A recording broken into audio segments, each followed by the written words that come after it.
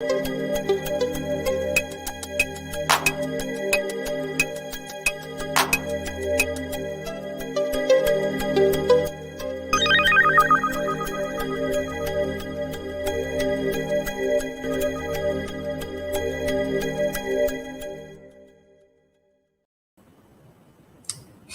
again, and welcome to another episode of Tea with Lily.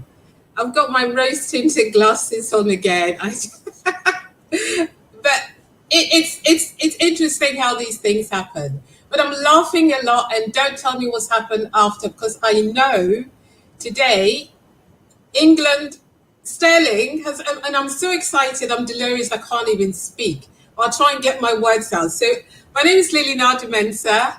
I'm your host, and I'm here to talk to you about something that has cropped up been creeping up in the last few days, and I thought that we should have a chat about it. This program has been brought to you by Links Media, which is a company that I run. I'm a brand strategist by day, and at night I'm a conversationalist. This is normally a space for informal discussions where we have a relaxed format and people come and have a chat about it, and that any particular topic for entrepreneurs or professionals interested in career or personal growth. Today I'm running it solo, and I just want to talk about something so personal to me, and I think it's personal to other people as well. And that is getting back to in-person meetings. I don't know how many people are feeling a little bit anxious about it. I have felt anxious about it. I have done it, and I didn't die. And I thought perhaps I can come and share some of my experiences with you, and then you can ask me some questions. Now, I've got some questions that others have asked me already, but I just thought, why don't I come and share some of it with you, and then we can talk about it? Because if we talk about it, if one person has a tip that they want to share, then other people will also be able to learn from that. So this is sort of a Q&A, a dinner and learn, tea and learn, whatever, what have you. So I'm, again, England v Germany. I'm slightly conflicted because I'm a football fan. I'm also, thank you, Miss Rosie. Thank you, Miss Rosie. I'm a huge football fan. Most people who know me know that I go to the matches, and sometimes, I paint my face and do all sorts of things. But today, Sterling is one of those people that keeps giving, and he scored so many goals in this tournament. I think it's probably every single match he scored something, And you think, wow, this boy is so gifted. But that's England. I love England. I support England, but I also have German ancestry. And that's where the conflict is. Can you believe it? Me looking like this, having German ancestry, but I do. I actually do have German ancestry. So come on, England. But let's talk about the in-person meetings that are coming on. I mean, about a year ago, 466 days ago, we were told to go home and prepare to come back in about 90 days. Things were going to change and everybody could work from home, or those who could work from home. Unfortunately, it's gone on, and it's now 466 days. Yes, I'm a bit of a geek, I've counted. And we've got comfortable about this working from home thing. But how many people are concerned about going back to the office, and how can we support those who are concerned, and also talk about how we can gradually get to that place where we have that hybrid working situation. So that is a conversation that we're going to have today. But I want to thank you very much for joining. If you're still watching the football, don't tell me the result. Anybody that tells me the result, I will unfriend them, because I don't want to know. I know half an hour ago it was England 1, Germany 0. So don't put it in the chat. I don't want to know. I'll find out after this. This is a very short stint through which we're going to talk about those in-person meetings versus Zoom meetings. So we're streaming worldwide, and I want to know wherever you're watching from, where you're watching from the home office, town office, office, which wherever, or even the cafe office. Which parts of the world are you calling from or watching from? Where will you be watching from if you come in and watch this on replay or even listen to this, because our show is going to go on on audio as well. So we started the show as an audio thing, and we're going to go back to audio because some people still like audio version rather than looking at my mugshot, because they can do that a lot. They can do so much more with listening whilst they're cooking and picking up the tips rather than having to watch. So either way people want to imbibe this tea with Lily thing, we're creating it for you. So let's look at some of the highlights that I managed to pick up earlier. Apparently, 1 in 3 people do not want to go back to the office ever. And that's what we understand. 9 in 10 people who've been working from home do not want to go back full time. 9 in 10 people, that's quite high. Those who are able to work from home. And so those are some of the highlights and the things that people are saying. I now have the flexibility to work from home. I have the flexibility to spend time with my family. I have the flexibility to wake up a whole hour or 2 hours later. So I don't have to get up, get dressed, jump on the train, go to the other side, find the tube and do all of that. So we're saving about 3 hours, 3 hours of commute. Why would we want to give that up if we can still be productive from home? But the other thing is, bosses also will be saving money by not renting office space. There'll also be, so some bosses are like, oh, okay, we're saving money. We don't have to pay such huge town rents in order to keep our staff working. They also have to put other things in place like social distancing, so they can only perhaps allow a fraction of their workforce back into the town office.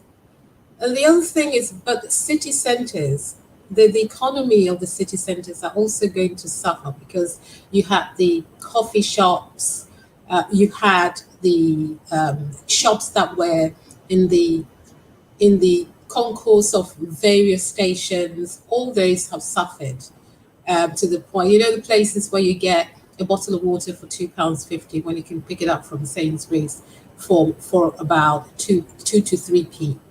The markup is huge. So they need to get that economy going. But how do you get back to that economy, get back to the office without that stress, without that friction? Because we're all social beings.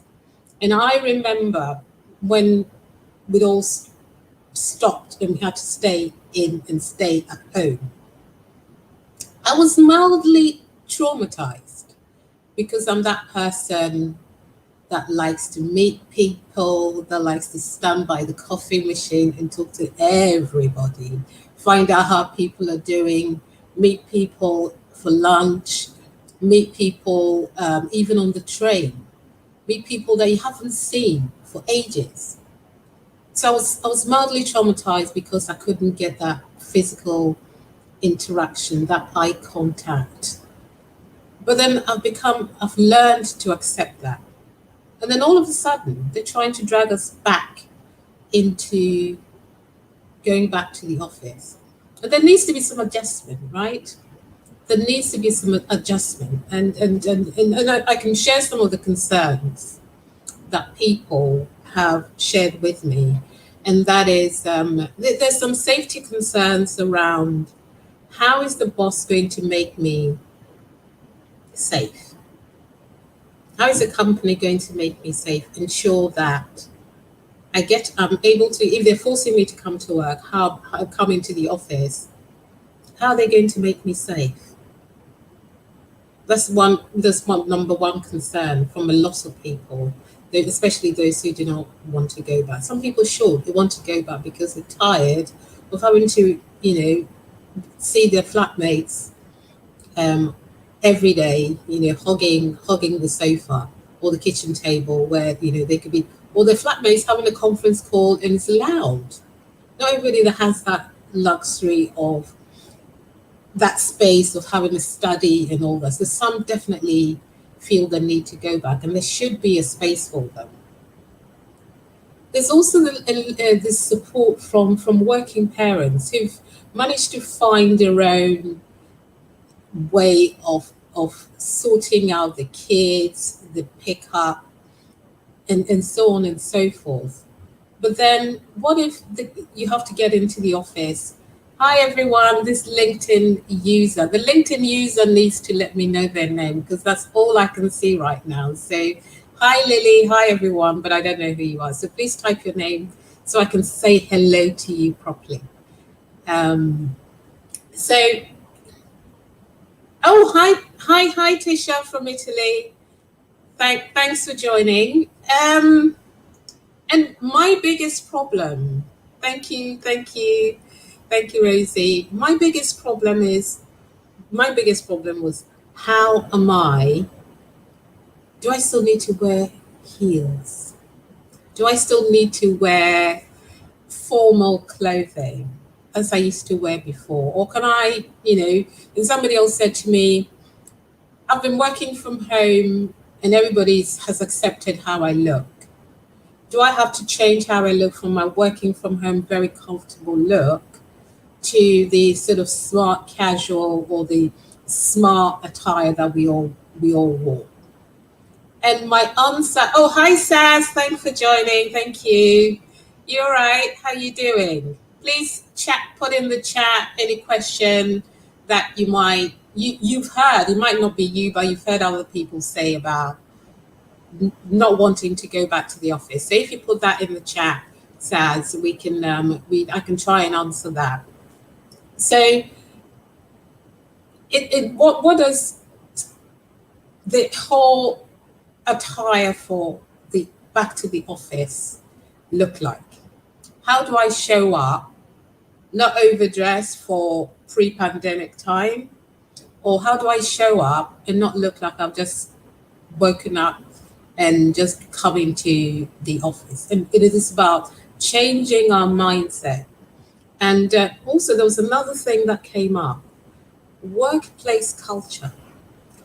If you've managed to go under the radar during the Zoom stuff and not put your camera on, if you get back to the office, there's no filter for that. You now have to go back to seeing your colleagues, and your colleagues that, or even that boss that was always very pesky and annoying you.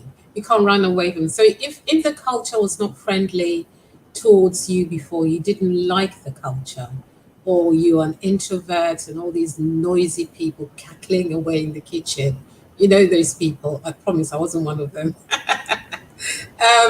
But if you're happy in your own little bubble, and all of a sudden you have to be yanked to go back into the office with noisy people, people slurping their coffee next to you and that sort of thing, it's going to be difficult. But let me share some good news with you. Hi Leah, how are you? How are you worrying about the back to the office thing? If so, let us know. If you're not worried, tell us why not. Because it's a conversation that we can all have and see how we can support each other. The good news for me is that if you go back to the office, if you go back to the town office, because we all have had to have offices from various places. So whether it's office at your kitchen table, office in the local hotel where you can go and have a long coffee and do some work because you need to run away from the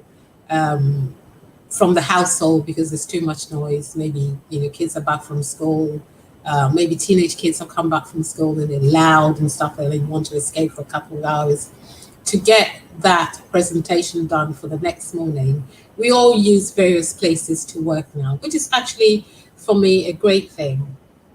But the first thing I believe that is good for going back to the office, even if it's just for the hybrid way of working, maybe a day here, 1 day a week, 2 days a week, going back to the office, or vice versa at home, it provides very good boundaries around your time, the work life balance. Because when you're at home, the computer is always calling you, or the laptop is always calling you to do something with it, to play with it, answer that email. You know you do it, don't you? But if you've left the laptop at home, then if you've left the laptop in the office, then you can't do any work, can you? And I'll come back to that in a minute, firmer boundaries, but there's a big but. I'll come back to the but in a minute when I'll have a look at what the LinkedIn user that I believe says. So very well, those I have spoken to have various reservations, some pertaining to dress code. I'll come back to that in a minute. Haven't not worn heels for such a long time, and I'm looking forward to this. Then there is not having to get dressed in the morning, being in your own space. I so get them. But thanks us for sharing that. The dress code thing is super, super important. Because everybody was casual, a lot was taken for granted, and you could even be forgiven for not dressing up, because we all knew everybody had to be sort of understanding that you're in your own space and you didn't have to dress up for to show up. Going back to the office is going back to the new normal. And if you want to be, even behind the screen, I always say, if you want to be taken seriously, put your face on, even if it's from the waist up. So dressing up again, I mean, I relish it.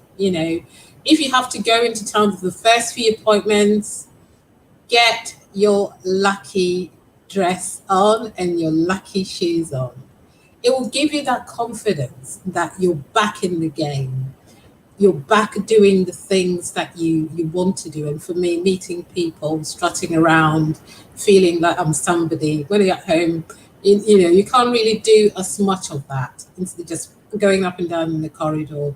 And so make sure that you wear things that you're comfortable in, that make you feel good, because there's some psychology behind that dress code thing.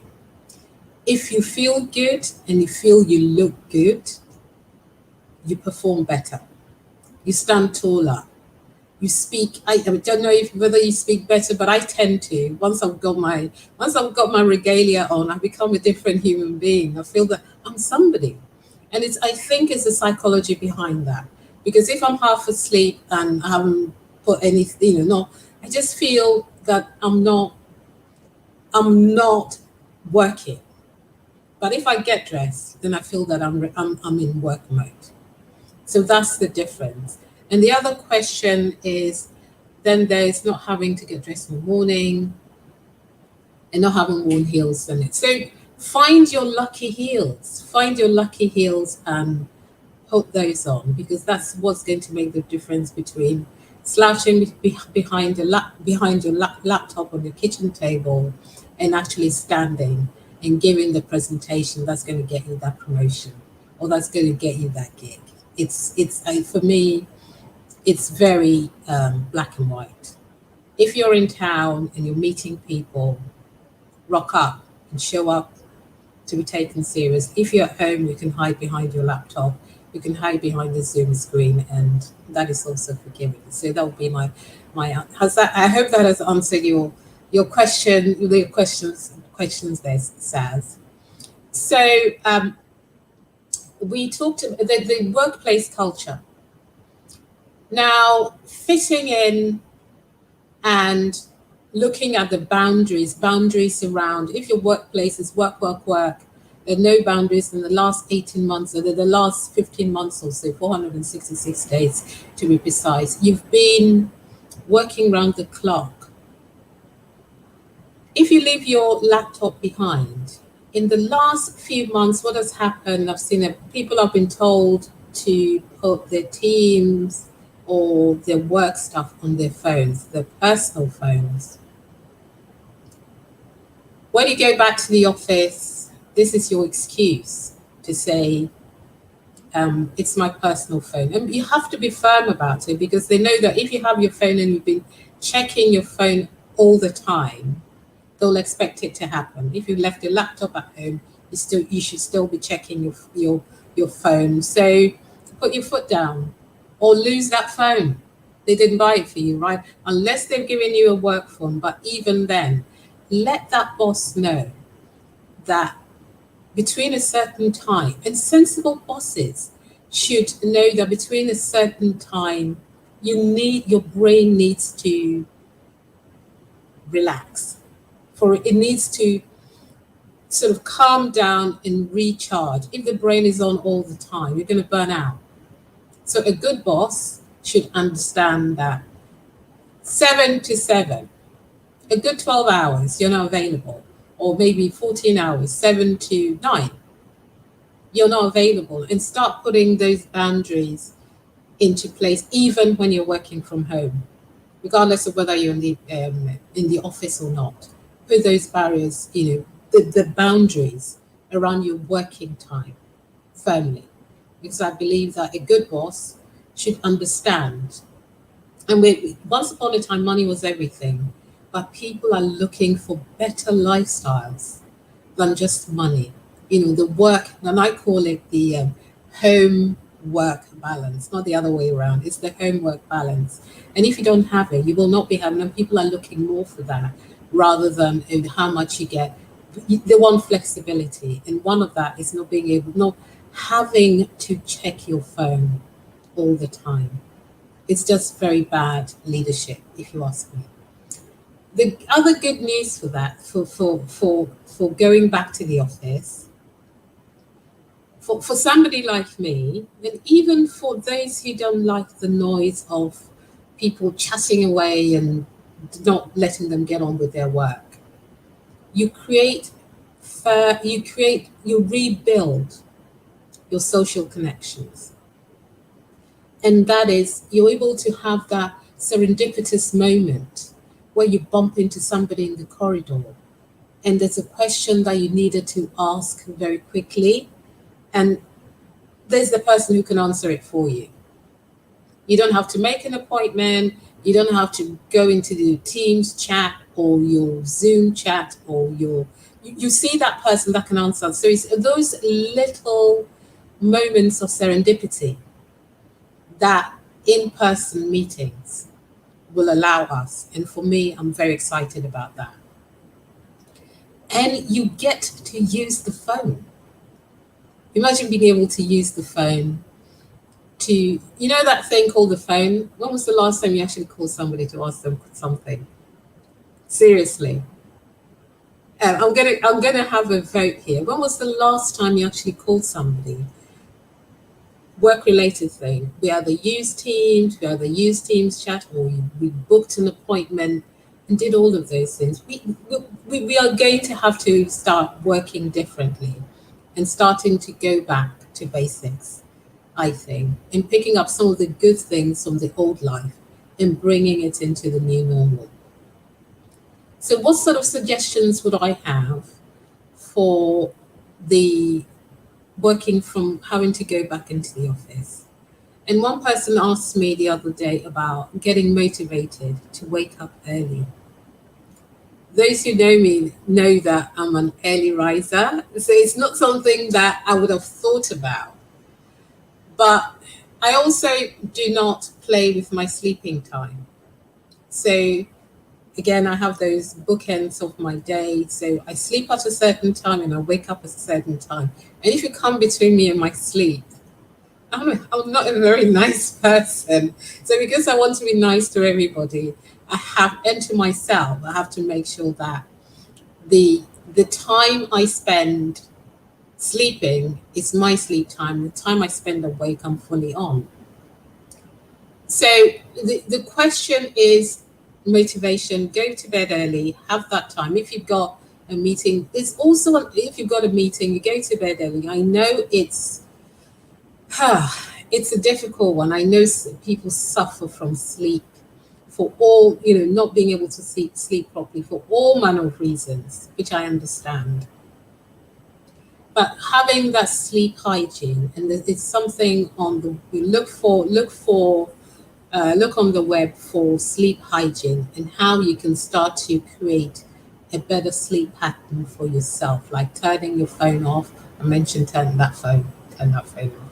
Not having TV in your room, going to bed at a certain time, eating early in the evening so that you're not eating late, and therefore your body is still churning to make sure in terms of digestion and all, so on. And about sleep hygiene, go NHS sleep hygiene, you will find a lot of information there so that you can get to bed early and then wake up early and start to build. If you have to go to the office in 2 weeks' time or in a month's time, start building your start building a routine back to going to the office, even if it's 2 days. Wake up at the same time. Another thing that I would recommend is if you used to leave at a certain time every day to get to the office, give yourself another extra half an hour.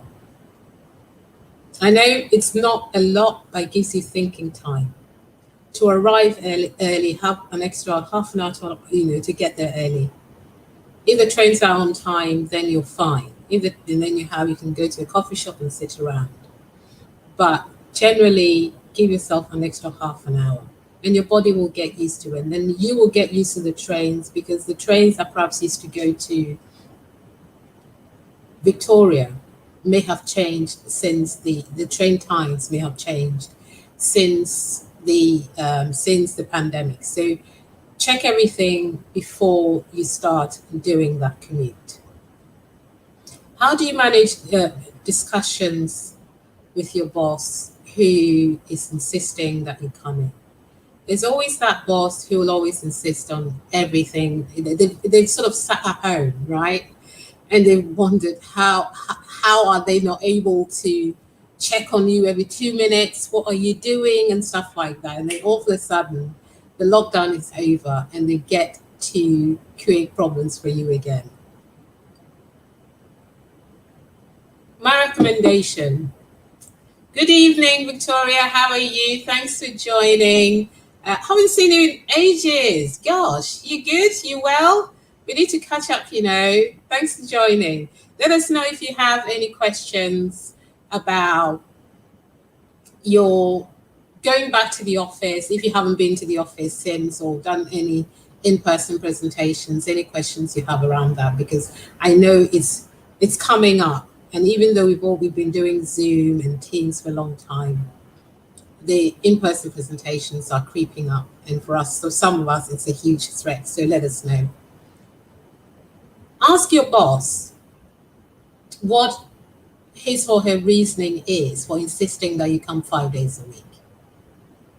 And try and negotiate a halfway if you're able to. I know not everybody can negotiate that, but try and negotiate some. And for once upon a time, somebody like me, not once, actually, I still suffer, but it's not so bad.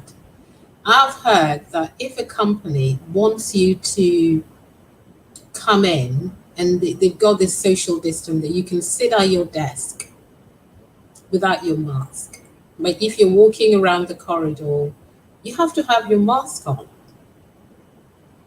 I struggle with the mask on because, I have one of those things, and having to have a mask on and be walking around the office with that, I would really struggle. So, because I'm a woman of a certain age, you can throw that back at them and say, wearing a mask all the time in the office may not be good for your health and for your mental health. Because if you're having a power surge, just walking down the corridor, how can you concentrate? It's not in their best interest and your best interest to be walking around with your mask on. Ask them if you can do some sort of hybrid town, hybrid from home and a bit into the town office. See if there's some leeway. See if thank you, Victoria. See if there's some leeway, because not everybody is going to enjoy going back to the office 5 days a week or 6 days a week or whatever. They're going back to the town office. So let's see how organizations can start looking at the needs of their employees and how productive they've been whilst they've been at home. It's all about productivity. If you're being productive at home, why then do you need to be present? I know there's some people who don't have the option of working from home.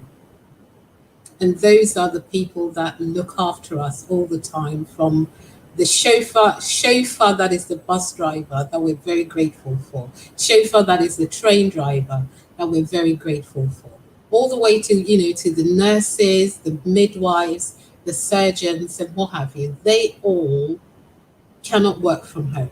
So we're very, very grateful that people on the supermarket tail cannot work from home. We're very grateful. But those who can should have the option and the flexibility, and that should be afforded them without having to cart everybody into the offices. And it's normally, from what I gather, it's the city and the banks, but they must have their reasons why they're doing that, but there has to be some flexibility. Now, your wardrobe, of course, I mentioned about that. Always put aside your lucky jacket and your lucky shoes.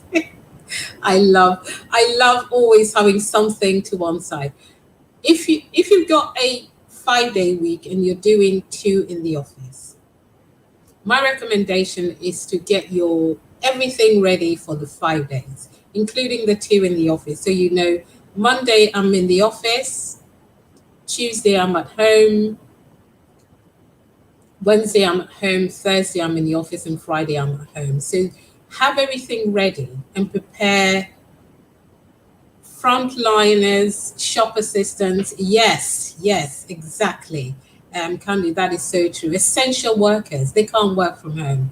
And we're so grateful for them for the work that they do. So if you are doing presentations, if you fall in a vulnerable group, what are your rights? That's from SAS. You should, SAS, that is something, that's a very, very great question. You should speak to your doctor. Your doctor should be able to advise you on what you can do. The health service should be able to protect those who are vulnerable. So it's something that you should talk to your doctor, and your doctor can help you do that. But then don't forget, your doctor can write the best letter. Is the sensibility and the humanity of the boss that will dictate whether you can or cannot do that. They can use it because there's some people who are just downright, wicked. You don't want anybody to get away with anything. And if you're not well and you cannot come in and work, they'll think that you're making it up. So the person that you're reporting to has to be willing to be flexible. And that would be my advice. If you're doing a presentation, the toolbox, Izia says, what if you're lucky?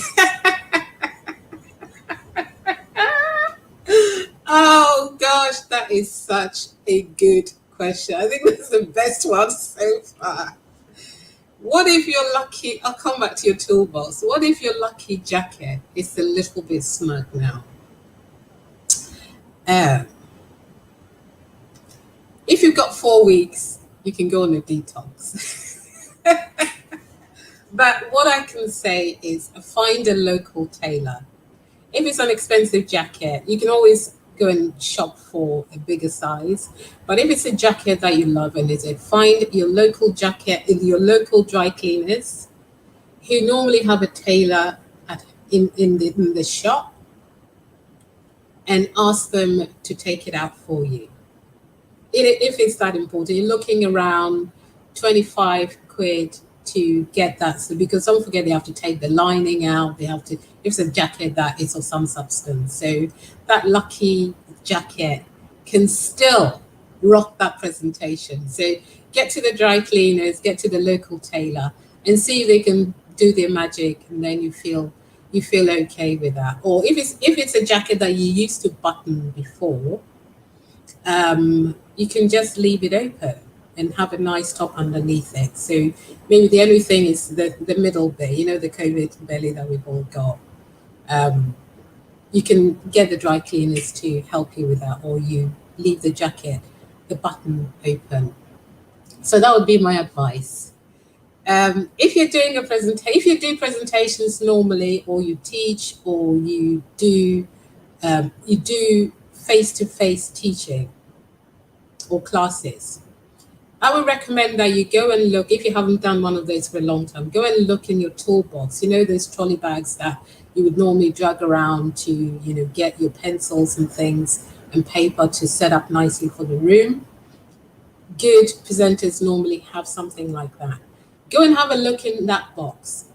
See what's current. Some of the pens may be dead by now. The ink would all be dead. So look in that toolbox and see what is relevant, and see and throw away the things that are no longer useful, and restock and find out what is new. Maybe your clicker is probably not working properly. The battery has died. All those tiny things that we've taken for granted because now we're sitting at home and not doing any presentations or doing any training outside of the home office. So look in your toolbox, the toolbox of tricks, and update for the next time that you have to do something. It's best to look now instead of thank you, Mawina. Instead of waiting for the last minute and stressing. So that would be another tip that I'll give away. I would share with you. Are there any other questions on that? Got a new jacket? Yay, Miss Candy. Get a new jacket, cut a piece of the tight one and sew it to your new one. Pray over it and it's good to go. Oh gosh, that's amazing. Thank you, Miss Candy. Well, as long as you've got that piece of material, right, you should be able to do that. But yeah, my jacket of choice, my lucky jacket. And let me share this is a funny one. This is a really, really funny one. And you can laugh at me. It's for free. It's on the house. Last week when I went to do my first in-person gig, I put on my lucky jacket. Even because I put it on to do the presentation, I was all very happy. Everything was fine. And then the AC stopped working. And come and see, I didn't even have my fan with me. I was boiling. So what did Miss Lily do? Miss Lily just said, can you give me a moment? I need to take my jacket off. So I stopped my presentation and you can do that. You're allowed to do that. Luckily, I still had a nice dress underneath it, so nobody died and I didn't expose myself. But I had my lucky jacket on. When it got too hot, I took it off. But I'd already made the entrance, come in with my lucky jacket. So the first impression of being there, being seen, being noticed, and making a good impression had already been done. So I could take my lucky jacket off and everything was fine. But yeah, that was really good. So right now, each time I come on tea with Lily, there's always, oh bless. Victoria, I suffer. Thank you, Victoria. I suffer from this thing that we call, just a glow every now and again. So, but it's a word that we should be open to using. Hot flushes, woman of a certain age, it comes with the territory. If you don't like it, don't look. I'm sweating. That's how I feel about it these days. But each time I come to tea with Lily, I always come with a little present. And today I'm offering something from myself. If you have any problems, thank you for keeping it real here. Thank you, Leah. Well, sometimes you just have to, well, that's me anyway.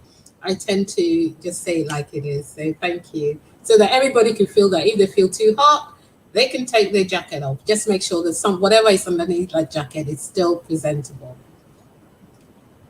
If you have any problems around this and you'd like me to give you some tips or work with you or coach you, I'm giving away a 30-minute coaching session for you to come and talk about anything around returning to your office, your wardrobe, your whole sort of motivation, how you decide whether even where you're working is where you need to work and how you can make that transition. I'll be more than happy to give you some guidance. So what I will do is underneath, I'll choose every platform that we're using from to LinkedIn, Facebook, and YouTube.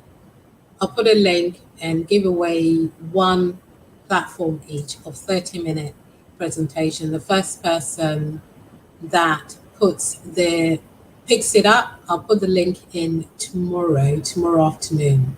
So the first person who picks it up on each platform will get that 30-minute one-to-one presentation with me so that they can go and they can rock everybody's world and look fabulous. So that's me. Oh, thank you. You're great. Thanks, Razia. Well, thanks again for tuning in to Tea with Lily. And of course, if you're watching it on catch up or listening to it on catch up, I'm very, very grateful that you've spent your evening, and I'm sure England did win. Don't tell me. Okay, don't tell me what happened. But until next time, look after yourself. Don't forget your lucky jacket and your lucky shoes. My name is Lily Nardimenta, founder of Links Media, which is powering this show. And I'd like to wish you a wonderful evening, a wonderful day whenever you pick this up. Take care and God bless. And I'll see you all soon. Bye for now.